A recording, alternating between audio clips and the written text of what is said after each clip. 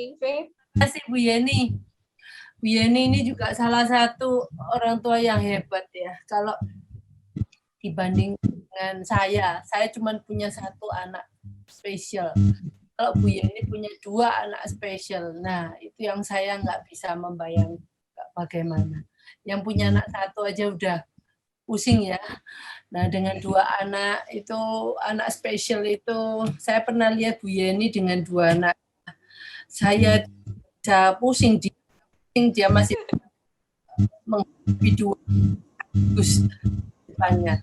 Nah, itu yang saya juga senang Bu Yeni berusaha berbagi dengan orang tua lainnya melalui yayasan YAMI ya, Yayasan AMI. Dan beliau Bu Yeni dengan teman-temannya. Yang saya ngomong itu juga energinya masih ada. Saya merasa kalau saya sudah habis. Nah, mengenai ini sharingnya Bu Yeni, saya terima kasih banget terhadap semua yang di-sharingkan Bu Yeni, terutama yang kita itu baru punya 1 yang untuk share mengenai anak kebutuhan khusus Down syndrome ya. Karena kita dari awal minggu pertama sampai sekarang kebanyakan anak ke arah autism. Tapi yang ini anak-anak Down syndrome kebanyakan ya saya dengar awal-awal masih muda itu selalu rentan sakit ya Bu ya. Setiap dan ke rumah sakit ya, sampai saya ngomong wow. Setiap hari di rumah di rumah. Jadi saya itu 1 bulan itu 10 hari di rumah sakit. Itu paling cepat. Biasanya 2 minggu lebih, 2 minggu di rumah sakit. Jadi rumah sakit itu sampai seperti kos-kosan ya.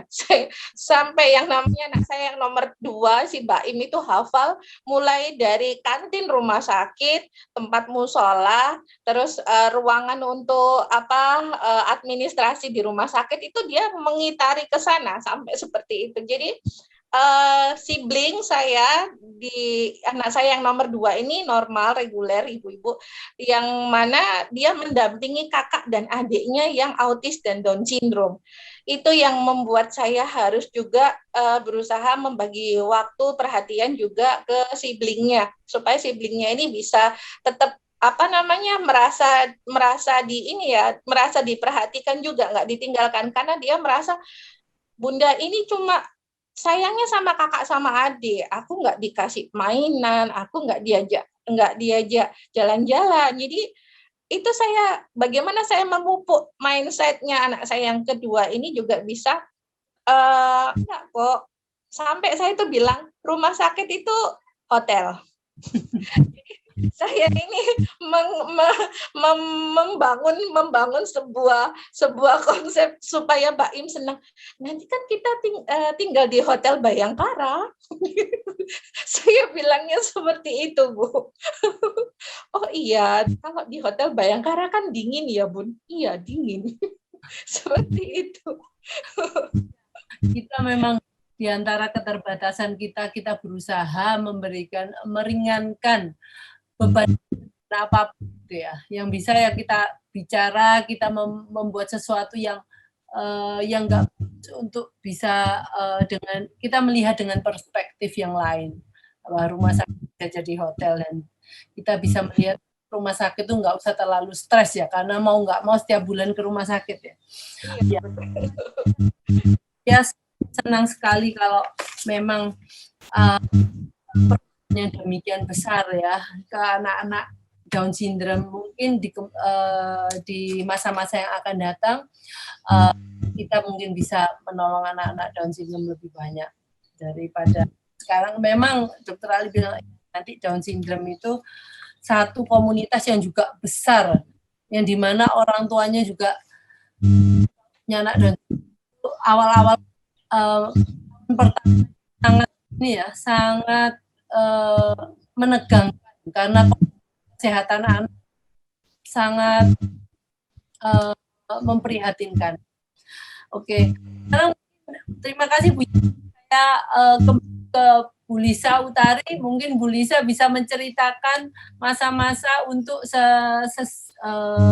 Bu Lisa dengan Dr. Ali pernah melakukan satu terapi biomedis untuk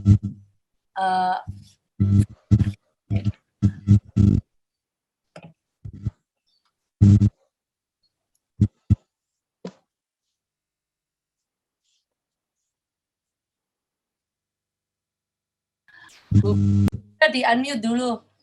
Bu Lisa belum unmute. Halo. Ya.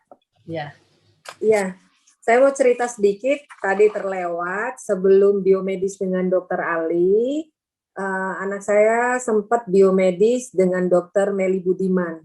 Di situ Dr. Meli Budiman cukup tahu kalau antrinya itu sangat lama. Jadi anak saya dapat antrian untuk ketemu dokter aja itu 8 bulan.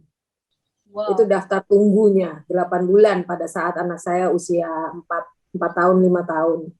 Nah, di situ anak saya sempat dites biasa rambut, tes darah, dikirim ke Amerika, dan tahu juga harganya juga cukup mahal, dan kita ikutin sarannya seperti apa, tapi saya lihat nyaris tidak ada perubahan menurut saya.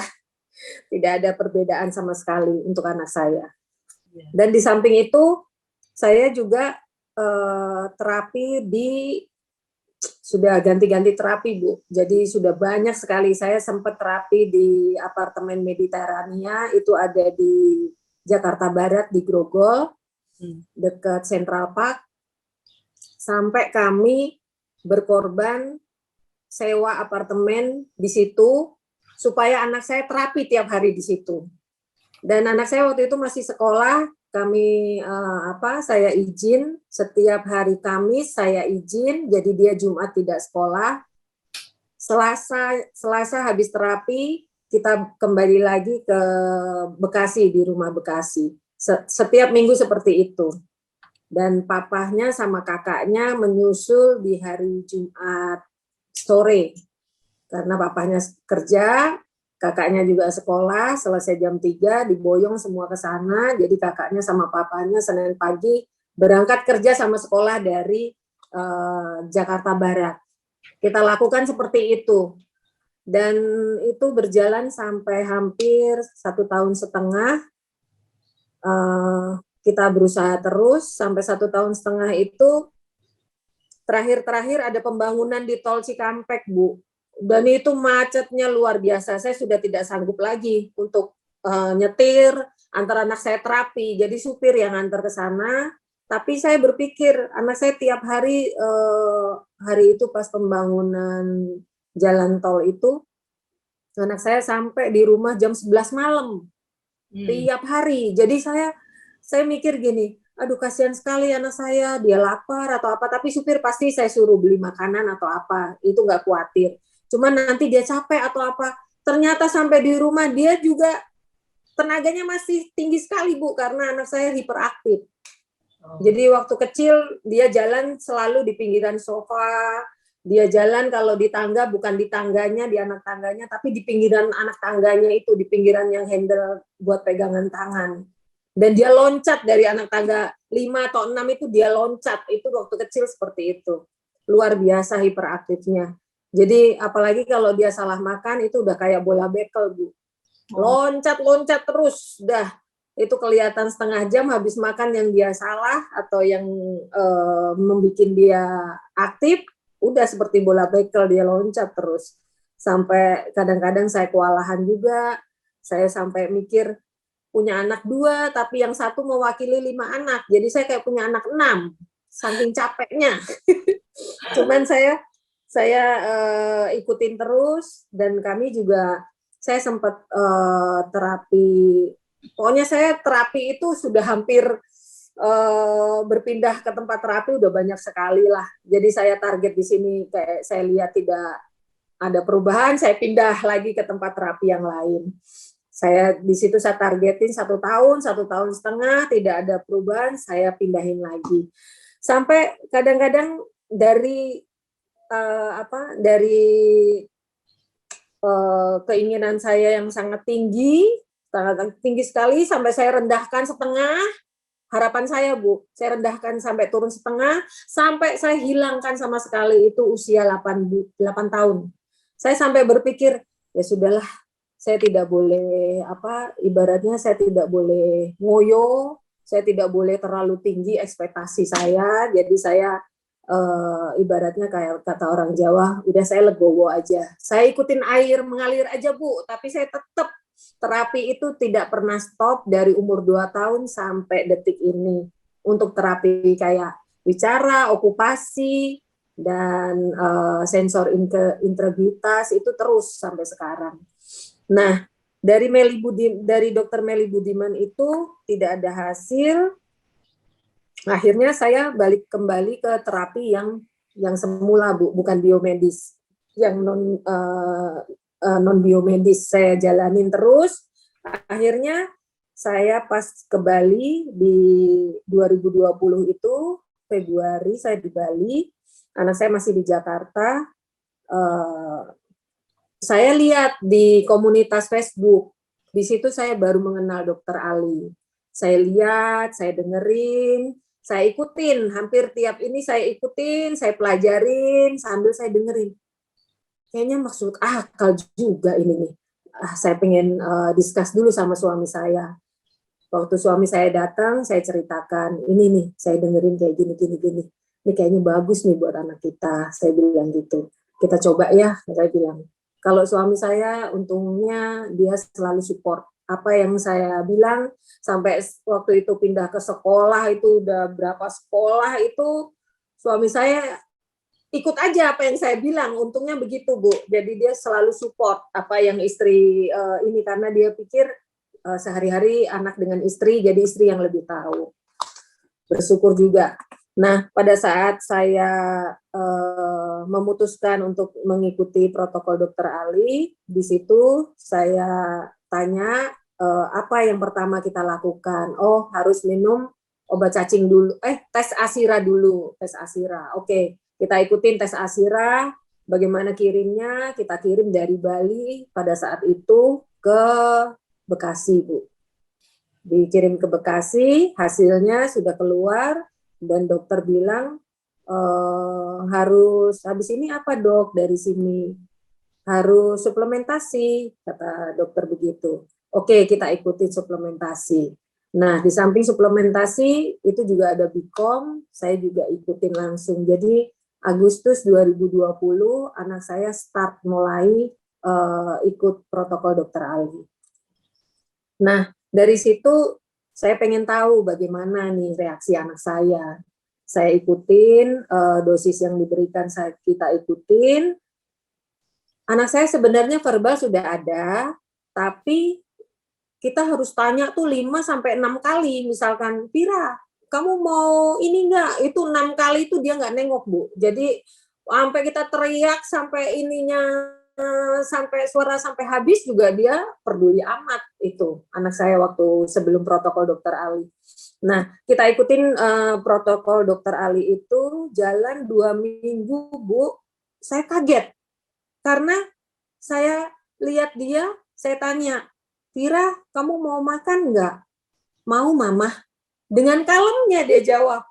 Saya kaget. Ih, pintar banget Dede. Segitu aja saya udah girang sekali, Bu. Padahal ibaratnya verbal dia sudah ada, tapi dengan behaviornya dia yang lebih kalem, dia jawabnya juga dengan manis.